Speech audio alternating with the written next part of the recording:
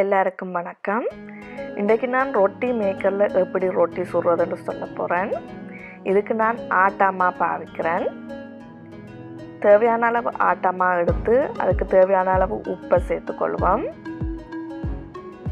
இதுக்கு நான் ரூம் டெம்பரேச்சரில் இருக்கிற தண்ணி தான் பாவிக்கிறேன். தண்ணியை கொஞ்சம் கொஞ்சமாக விட்டு குழைப்போம். இதுக்கு நான் நார்மல் ரொட்டி பதத்தை விட கொஞ்சம் கூட தண்ணி விட்டு குழைக்க போகிறேன். அப்போ தான் அந்த ரொட்டி சாஃப்டாக நல்லா பொங்கி வரும். இறுக்கமாக குழைச்சோம்னா கொஞ்சம் ஹார்டாக வரும். இந்த ரொட்டி மேக்கரில் இப்படி கையில் ஒட்டுற பதமாக இருக்கணும். இந்த மாதிரி குழைச்சி நான் மாவை எடுத்து வச்சுருக்கேன். இனி நான் ரொட்டி மேக்கரை ஹீட் பண்ணிட்டு தான் பிறகு ரொட்டியை அதில் போட போகிறேன். இதில் நான் மேக்ஸிமம் டெம்பரேச்சருக்கு செட் பண்ணுறேன். க்ரீன் லைட் எரிஞ்சிட்டுது, ஃபுல்லாக ஹீட் ஆகிட்டுது.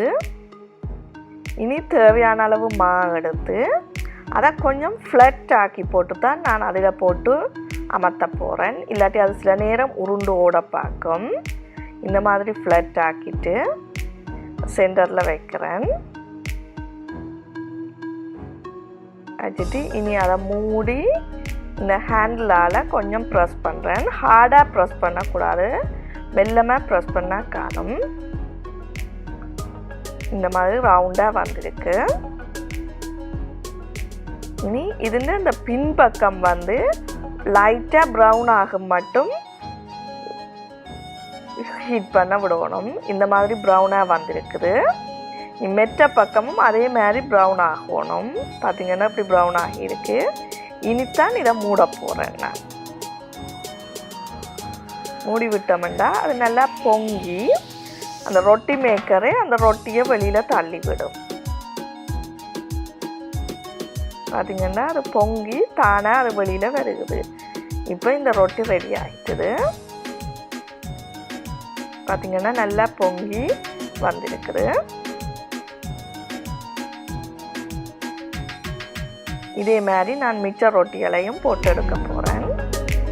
இதுக்கு வழக்கத்தை விட கொஞ்சம் கூட தண்ணி விடுறபடியாக இந்த மாவை கையில் எடுக்க கொஞ்சம் ஒட்ட பார்க்கும். அதுக்கு நீங்கள் முதலே கையுக்கு கொஞ்சம் எண்ணெயாக பூசினீங்கன்னா மா கையில் ஒட்டாது. இதில் விடக்கூடிய சின்ன சின்ன பிள்ளைகள் என்னென்னா, நீங்கள் தண்ணியை கொஞ்சம் குறைவாக விட்டீங்கன்னா ரொட்டி பெருசாக பொங்காது, கொஞ்சம் ஹார்டாக வரும். இந்த ரெண்டு பக்கமும் நல்லா வேக முதலே நீங்கள் மூடினீங்கள் என்றால் அது வந்து கொஞ்சம் பிஸ்கட் மாதிரி கிறிஸ்பியாக வரும்.